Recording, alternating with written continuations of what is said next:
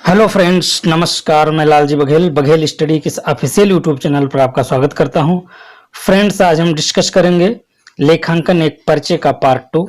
इसके पहले पार्ट 1 पे हम डिस्कस कर चुके हैं फ्रेंड्स। चलो वीडियो शुरू करते हैं फ्रेंड्स।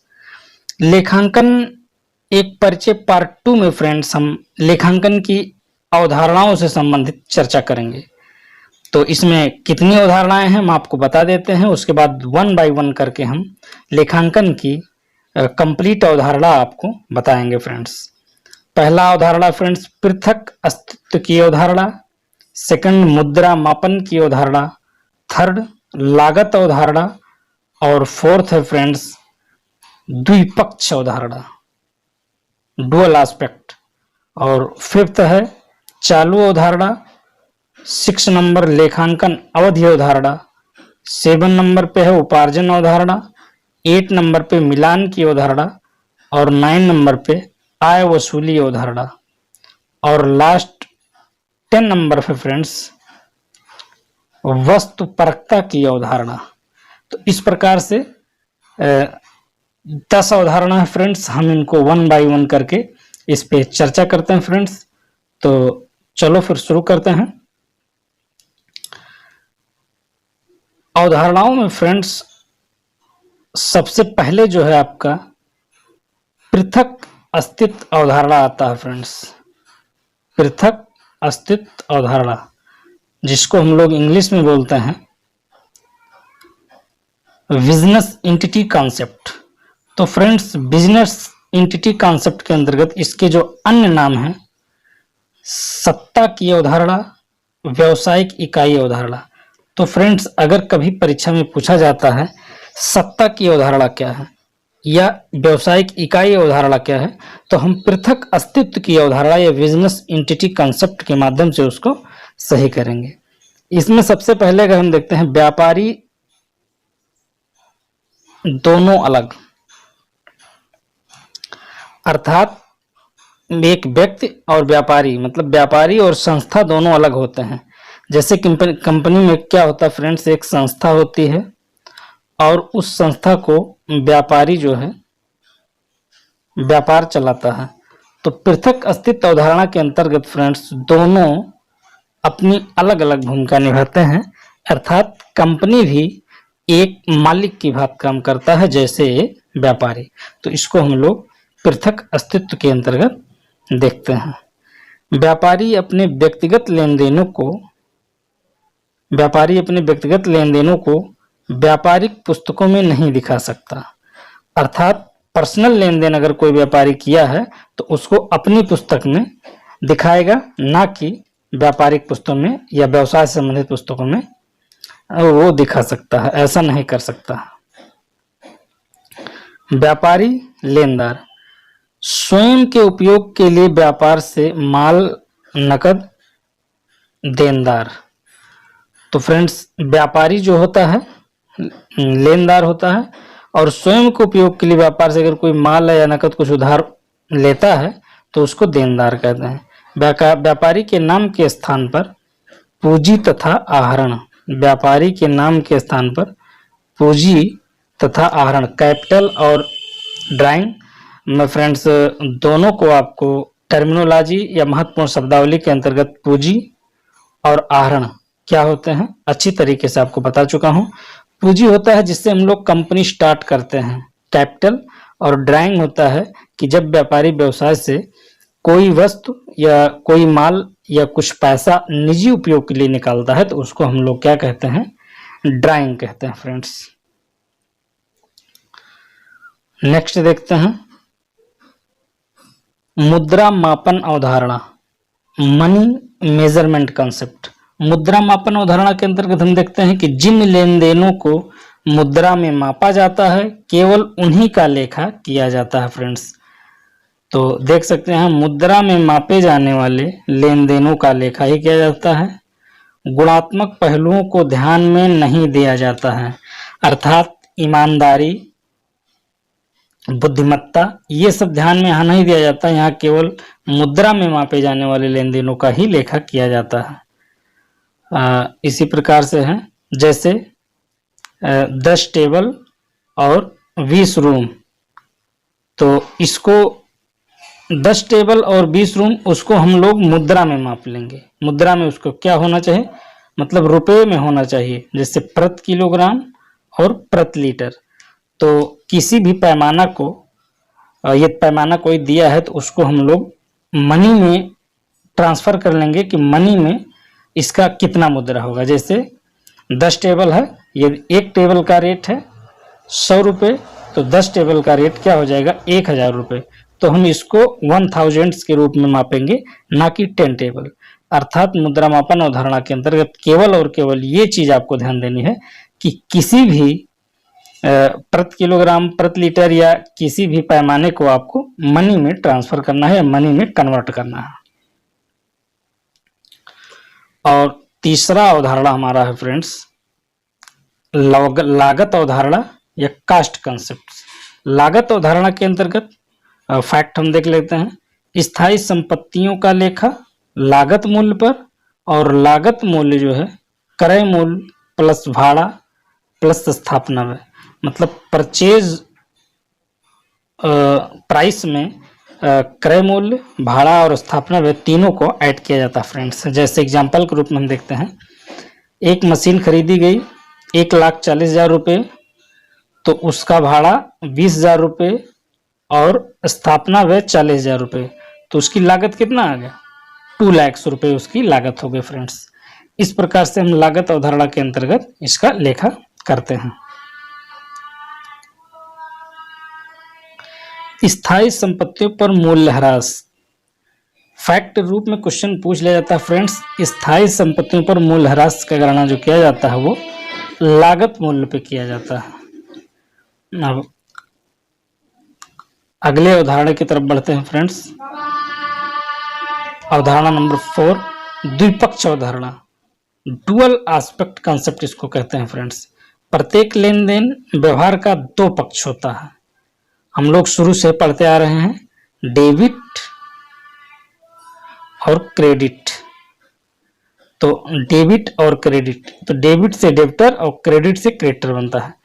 तो प्रत्येक लेन देन के कितने व्यवहार होते हैं, एक डेबिट होता है और एक क्रेडिट होता है। तो 2 पक्ष होने के कारण इसको डुअल एस्पेक्ट कंसेप्ट कहते हैं फ्रेंड्स, या द्विपक्ष अवधारणा इसको कहते हैं। नेक्स्ट फैक्ट है लेखांकन समीकरण। लेखांकन समीकरण को फ्रेंड्स चिट्ठा समीकरण भी कहा जाता है। तो यहाँ ध्यान देने वाली बात है, यदि परीक्षा में प्रश्न पूछा जाए कि लेखांकन समीकरण या चिट्ठा समीकरण, दोनों को एक समझा जाएगा। इसके फार्मूले हैं, उसको हम देख लेते हैं। लेखांकन समीकरण का जो फार्मूला है फ्रेंड्स वो है संपत्तियां इज इक्वल टू दायित्व प्लस पूंजी। संपत्तियां बराबर दायित्व प्लस पूंजी, या इंग्लिश में अगर देखेंगे assets is equal to liability plus capital. ये जो है फ्रेंड्स इसके लेखांकन समीकरण है। लेखांकन के महत्वपूर्ण शब्दावली में इंपॉर्टेंट टर्मिनोलॉजी के वीडियो में मैं इसके तीनों समीकरण बताए हैं आपको फ्रेंड्स, वहां से जाके आप देख सकते हैं।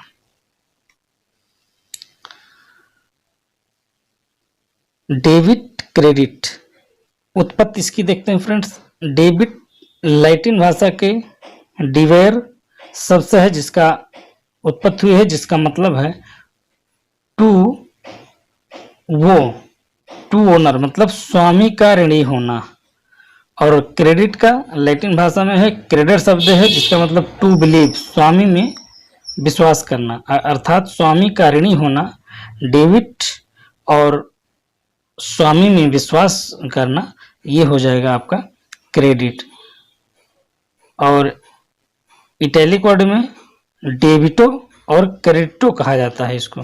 कभी भी परीक्षा में पूछा जाता है कि इटैलिक वर्ड में क्रेडिट और डेबिट को क्या कहा जाता है, तो इटैलिक वर्ड में जो है, या इटली में अगर ध्यान दिया जाए तो डेबिट और क्रेडिट इसको कहा जाता है। अवधारणा 4 कंप्लीट हो गया, 5 की तरफ बढ़ते हैं। चालू अवधारणा फ्रेंड्स, निरंतरता की अवधारणा इसको भी कहा जाता है। इंग्लिश में गोइंग कंसर्न कंसेप्ट, मतलब अनिश्चित काल तक चलता रहता है, अनिश्चित काल तक चलता रहता है।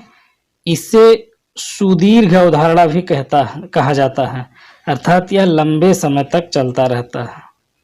संपत्तियां व दायित्व का पुनः मूल्यांकन किया जाता है। संपत्तियों को दो भागों में बांटा जा सकता है।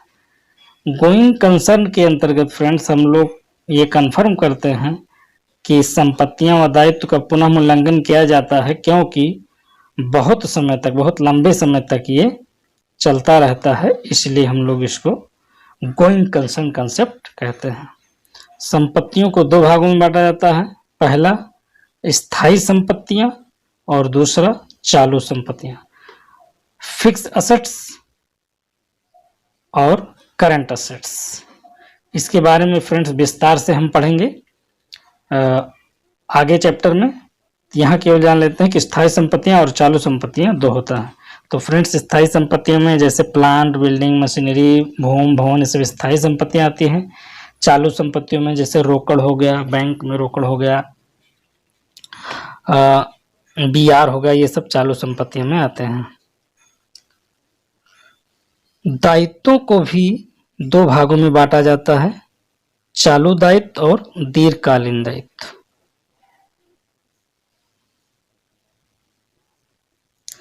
स्थायी संपत्तियों को खरीदा जाता है, किराए पर नहीं लिया जाता है। हमेशा फ्रेंड्स स्थायी संपत्तियों को परचेज किया जाता है, किराए पर नहीं लिया जाता है, क्योंकि स्थायी संपत्तियों का जो रेट होता है फ्रेंड्स वो हाई होता है। तो रेट हाई होने के कारण उन संपत्तियों को खरीदा जाता है। बिल्डिंग हुआ, मशीनरी हुआ, प्लांट हुआ फ्रेंड्स, तो इनको खरीदना पड़ता है, ना कि इनको किराए पर। जबकि चालू संपत्तियों को हम लोग किराए पर भी ले सकते हैं। नेक्स्ट अवधारणा आपका है फ्रेंड्स लेखांकन अवधि अवधारणा, accounting period concept. Accounting period concept के अंतर्गत अगर हम ध्यान से देखें, निश्चित समय में लेखा पुस्तकों का परिणाम ज्ञात करना। एक निश्चित अवधि के अंतर परिणाम ज्ञात हो जाता है तो कंपनी को उसके लाभ और हानि के बारे में पता चल जाता है फ्रेंड्स। लेखा पुस्तकों को बंद करने की अवधि सामान्यतः 12 माह या 1 वर्ष की होती है, अधिकतम यह 15 माह तक बढ़ा सकते हैं। लेखा पुस्तकों को बंद करने की अवधि सामान्यतः 12 माह 1 वर्ष का होती है और इसको अधिकतम 15 माह तक बढ़ाया जा सकता है। तो फ्रेंड्स परीक्षाओं में क्वेश्चन यहाँ से पूछा जाता है कि लेखा पुस्तकों को बंद करने की अवधि कितनी है, तो ऑप्शन में रहेगा तो 1 वर्ष हम मार सकते हैं। अगर ये पूछता है कि अधिकतम कितने समय तक उसको बढ़ाया जा सकता है तो वो 15 माह तक हो जाएगा। लेखा अवधि क्या होता है फ्रेंड्स, एक कैलेंडर अवधि होता है, एक वित्तीय अवधि होता है फ्रेंड्स। तो हम लोग अच्छी तरीके से जानते हैं कैलेंडर अवधि जो इंग्लिश में चलता है 1 जनवरी से 31 दिसंबर, और वित्तीय अवधि या फाइनेंशियल ईयर जो हमारा है फ्रेंड्स, फाइनेंशियल ईयर जो होता है 1 अप्रैल से 31 मार्च तक चलता है। इसको हम लोग अगर समझ रहे हैं तो फिर अच्छी बात है, क्योंकि कभी कभी परीक्षा में ये पूछ लिया जाता है। कंपनी अधिनियम 2013 और आयकर अधिनियम 1961 में केवल वित्तीय अवधि को मान्यता प्राप्त है। फ्रेंड्स नई कंपनी अधिनियम जो 2013 की आई है उसमें और आयकर अधिनियम 1961 में केवल और केवल वित्तीय अवधि अर्थात फाइनेंशियल अवधि को ही मान्यता प्राप्त है, बाकी और चीजों को मान्यता प्राप्त नहीं है।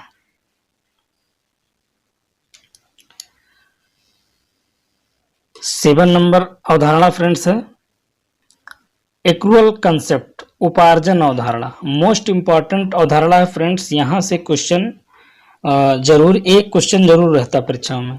तो देख लेते हैं, व्यवसाय में लेखा उपार्जन के आधार पर करना चाहिए, अर्थात जो कमाया हुआ हो। इसमें नकद एवं उधार दोनों का लेखा किया जाता है। इसमें उपार्जित आय और अनुपार्जित आय के अंतर्गत समायोजन किया जाता है।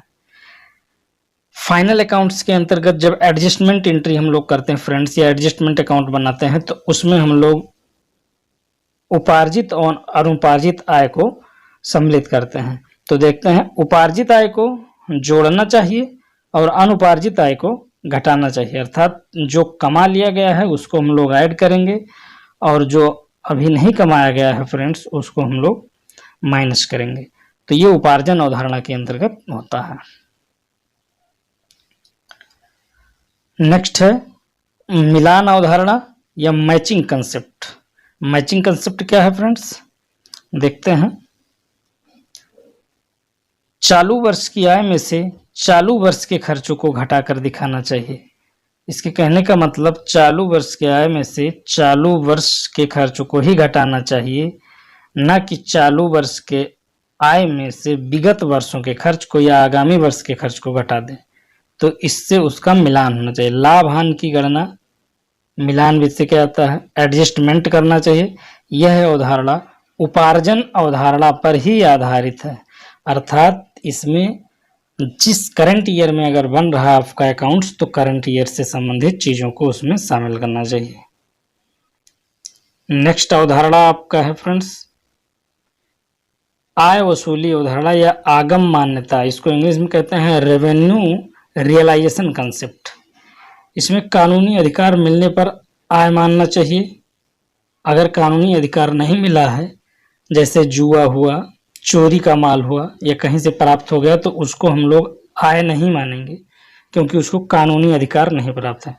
तो लीगल राइट अगर आपको मिला है तो उसको आय मान सकते हैं। तो इसके कहने का मतलब यही है। इसके कुछ अपवाद हैं जैसे क्रिया क्रय पद्धति और किस्त भुगतान पद्धति फ्रेंड्स। तो हायर परचेज और इंस्टॉलमेंट, इसको हम लोग कहते हैं किराया क्रय पद्धति। फ्रेंड्स यहाँ क्रिया नहीं होगा, किराया होगा, हम इसको सुधार लेते हैं। किराया क्रय पद्धति और किस्त भुगतान पद्धति, मिस्टेक हो गया है। तो इसके कुछ अपवाद हैं जो कि किराया क्रय पद्धति और किस्त भुगतान पद्धति के अंतर्गत हम लोग लीगली अनलीगली को ध्यान, आय वसूली मान्यता के अंतर्गत हम इसको ध्यान नहीं देते हैं। नेक्स्ट अवधारणा फ्रेंड्स 10वां नंबर है वस्तुपरकता की अवधारणा या ऑब्जेक्टिविटी की अवधारणा। इसमें लेखापाल को व्यक्तिपरक नहीं होना चाहिए, वस्तुपरक होना चाहिए। अर्थात लेखापाल अगर बुक कीपिंग कर रहा है, अकाउंटिंग कर रहा है, तो उसको अपने तरफ से कोई चीज उसमें जोड़नी या घटानी नहीं चाहिए। वो वस्तुपरक होता है, नियमानुसार ही उसको चलना चाहिए। लेखा वस्तुपरक होना चाहिए, जैसे स्रोत प्रलेख। अर्थात स्रोत प्रलेख में डॉक्यूमेंट्स, तो डॉक्यूमेंट्स में जो डॉक्यूमेंट्स या वाउचर रहे उसी के आधार पर लेखा में चीज़ों को शामिल किया जाए। अपने आप से कभी उसमें कुछ जोड़ना नहीं चाहिए। उसको स्रोत प्रलेख में देख लेना चाहिए और वहाँ से देखकर फिर अकाउंटिंग में उसके ऑब्जेक्टिविटी को निश्चित किया जाना चाहिए। व्यक्तिपरकता नहीं होना चाहिए फ्रेंड्स उसमें।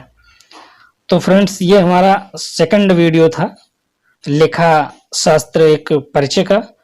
तो ये वीडियो फ्रेंड्स आपको कैसा लगा? अगर अच्छा लगा फ्रेंड्स तो हमारे चैनल को लाइक शेयर सब्सक्राइब करना ना भूलें फ्रेंड्स। मिलते हैं नेक्स्ट वीडियो में, तब तक के लिए नमस्कार।